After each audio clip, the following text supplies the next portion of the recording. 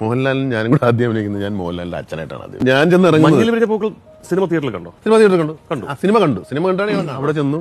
ഞാനൊരു താടിയൊക്കെ വളർത്തി ഒരു ജുബയൊക്കെ ഇട്ടു തുണി സഞ്ചിയൊക്കെ ഇട്ടാണ് അവിടെ പോകുന്നത്. പ്രിയദർശനുണ്ട്, ശങ്കർ, മോഹൻലാൽ, സിബി. നമ്മുടെ ഈ പറഞ്ഞ വിവരക്കേടോ അധിക പ്രസംഗിത്തരോ ഒക്കെ ആവാം. അവരെല്ലാരും കൂടെ നിൽക്കുന്ന സ്ഥലത്തൊരു കസേര കട്ടിലിടും. ഞാൻ ആ കട്ടിലേക്കറി ഞാൻ കിടന്നു. ഞാനിങ്ങനെ കിടന്നു. കഥ പറയും. എന്നിട്ട് ഞാനെന്തോ മെർലിൻ ബ്രാൻഡോ മറ്റാണെന്നുള്ള ലൈനിലാണ് ഞാൻ, അങ്ങനെ എന്നെ വിളിപ്പിച്ചിരിക്കുക എന്നുള്ള ലൈനിലാണ് ഞാൻ പോയിരിക്കുന്നത്. ആലോചിക്കണം. അധിക പ്രസംഗവും വിവരക്കേടും എല്ലാം കൂടെ ഉണ്ട്. അപ്പച്ചനോടെ നിൽക്കുന്നു. കാര്യം ചെയ്യാം, നമുക്കൊരു കാര്യം ചെയ്യാം, കഥ അവിടെ ഒന്ന് പറയും.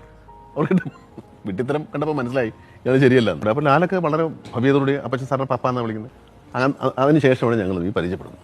ലാൽ ആദ്യമൊക്കെ വില്ലൻ വേഷങ്ങളാണ് ചെയ്യുന്നത്. അതുപോലെ ഈ തമാശകൾ ഒരുപാട് ഉണ്ടാക്കും ലൈഫിൽ. അഹിംസയുടെ സമയത്ത് ഷൂട്ടിംഗ് സമയത്ത് ഞാനിങ്ങനെ മോഹൻലാലിനെ പറ്റി പറയും.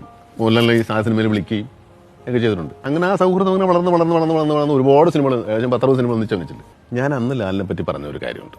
അതൊരു തമാശയാണ്. അടൂർ ഭാസിക്ക് തെക്കൃഷിയിലുണ്ടായ മകനാണ് ലാലെന്ന് ഞാൻ പറഞ്ഞിട്ടുണ്ട്. അത് ലാലിന് ഓർമ്മ ഉണ്ടാവും. ആ രീതികളൊക്കെ മാറി ലാൽ നായകനായി ഒരുപാട് വളർന്നു. ഇപ്പോഴത്തെ മോഹൻലാലായി. ഒരുപക്ഷെ എൻ്റെ സിനിമകളിൽ ലാൽ കണ്ടതിനേക്കാൾ കൂടുതൽ ലാലിൻ്റെ സിനിമകൾ ഞാൻ കണ്ടിട്ടുണ്ട്. ഞാൻ ലാലിൻ്റെ സിനിമകളോട് സംസാരിച്ചിട്ടുണ്ട്.